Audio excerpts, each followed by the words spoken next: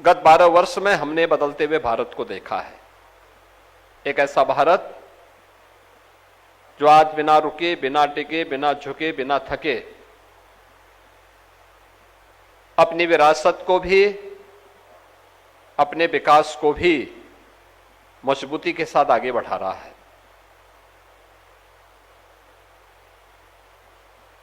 ऐसा नहीं कि भारत के पास पहले सामर्थ्य नहीं थी, लेकिन उस सामर्थ्य का एहसास कराने के लिए जिस प्रकार का नेतृत्व चाहिए था, उसका अभाव था।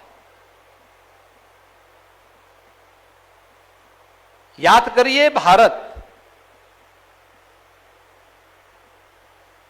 आज से 2000 वर्ष पहले भारत की प्रगति की जब हम चर्चा करते हैं तो दुनिया की अर्थव्यवस्था में भारत की हिस्सेदारी 44% थी।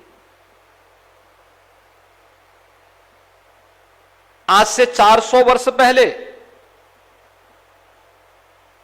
आक्रांताओं और मुगलों के लूटपाट के बावजूद भी भारत की ग्लोबल इकोनॉमी में हिस्सेदारी, यानी दुनिया की अर्थव्यवस्था में हिस्सेदारी 24% तक थी। लेकिन जब तक हम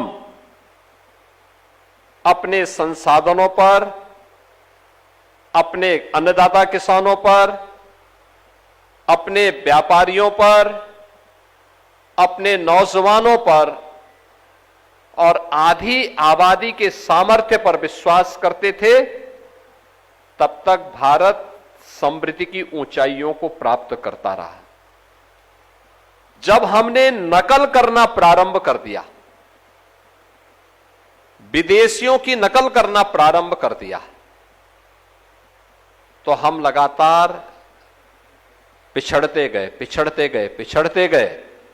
और जो कभी भारत दुनिया में धन धान्य के लिए जाना जाता था, अपनी समृद्धि के लिए जाना जाता था, वही भारत विपन्न होते होते जब ये देश आजाद हुआ, तब भारत की अर्थव्यवस्था, दुनिया की अर्थव्यवस्था में भारत का हिस्सा मात्र 2% रह गया था।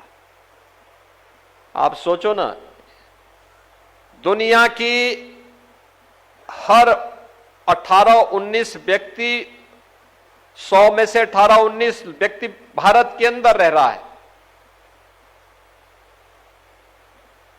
लेकिन हिस्सेदारी हमारी मात्र 2% रह गई। तो हमें विपन्न होना ही होना था, गरीब होना ही होना था। और आज आपने देखा होगा, 12 वर्ष में प्रधानमंत्री मोदी जी के नेतृत्व में जब हमें अपने सामर्थ्य पर विश्वास हुआ,